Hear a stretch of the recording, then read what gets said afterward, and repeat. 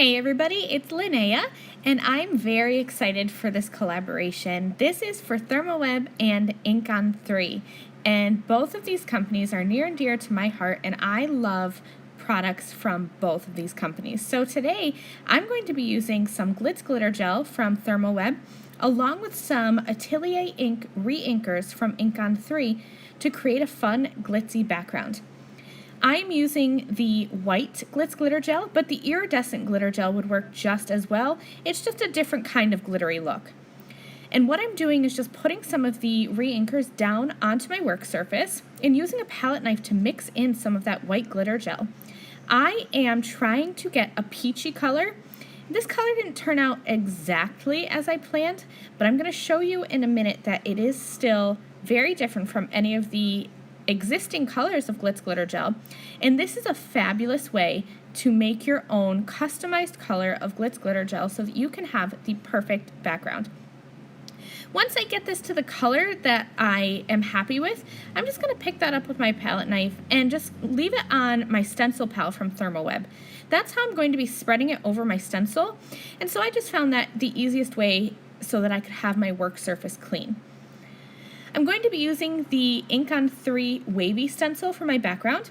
I have just a plain cardboard box here, and I'm going to spray the back of it lightly with some pixie spray, and then I'm just going to let this sit for a minute to dry. I'm going to press that on to a piece of white cardstock, and then I'm going to use my stencil pal with this customized color of Glitz Glitter Gel that I colored with the Atelier Ink Reinkers. And I'm going to spread this evenly across my stencil onto my cardstock. And because I'm using that stencil pal, which you can see is wider than a palette knife, I'm not going to get any divots in my background. It's going to be a nice and smooth application. I'm going to peel this stencil away and check out this glittery background. It's so pretty. You can mix colors in with just ink pads if you want to the Glitz Glitter Gel, and it's still going to be glittery and shiny. Okay, so let's move on to the stamping. This is the InkOn3 Beautiful stamp set, and I'm going to stamp out this large floral image as well as the little buds and some of the leaves to color with my Copic markers. Of course, I'm using the InkOn3 Blackout Detail ink. This is my favorite ink for Copic coloring because this ink doesn't smear and it is so crisp and super fast drying. To clean my stamps though, because the ink is a hybrid ink, it kind of sticks onto your stamps. So I'm going to use the ink off cleaner and just wipe that away with a towel. And I should mention that I have my Glitz Glitter Gel background off to the side drying while I do my coloring. I color very slowly. It's very simple coloring, but I'm slow when I color. And so by the time I'm all done coloring, it probably takes me about 30 minutes. And my glitzy background is going to be just about dry. So that's why I always like to start with what I call wet mediums. I'll start with that and set that aside to dry while I do the rest of my project. So for my green colors, you saw I used the YG09 and 06. My yellows, I'm using 4 colors, which is very unusual for me. Usually I stick to 2 markers for each color family. But because these leaves are so large and I really wanted to have depth and a bit of dimension, I'm going to be using 4. So I have Y35, Y19, Y08, and Y06. I'm starting with the darkest, which is my Y35, and just adding color to the base of the petal, as well as if there's like this little lip or dip in the petal, I'm adding some extra shading there because I think that it'll be darker.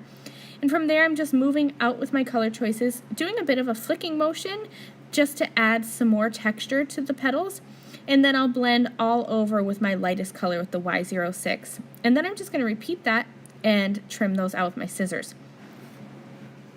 Okay, so here's my background all dry, and I love how shimmery that is from the Glitz Glitter Gel. And I wanted to show you a comparison so that even though I didn't get the exact peachy color that I was looking for, I think it needed to be a little more pink, this is definitely still a custom color because you have the neon orange glow on the bottom is super bright, and then the sweet mango on the top is more of a deeper, what I would call like an autumn orange color. So this color, even though it's not the certain peachy color that I wanted, it's definitely more orange. It is absolutely perfect, and it is completely custom from the existing line of Glitz Glitter Gel. So definitely take a look at your reinkers and see how you can use them to customize your various wet mediums. I arranged all of my beautiful elements onto my background, and then you saw me there use a piece of purple tape to pick them all up at once. That is just to make my life easier, so that as I add some foam tape, I can use those pieces of purple tape as a handle and pick that up and add it back onto my card without having to add all of these items individually. I added some foam from iCraft. It's the iCraft 3D foam squares, as well as a bit of iCraft Ultra Bond liquid adhesive. And then I use some liquid pixie dust, which I keep in a small watercolor brush from InkOn3 just for easy application.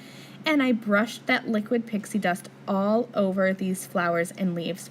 So check this out, so much glitter in the background from that customized Glitz Glitter Gel color with the Atelier inks, as well as the liquid pixie dust on top of those beautiful flowers.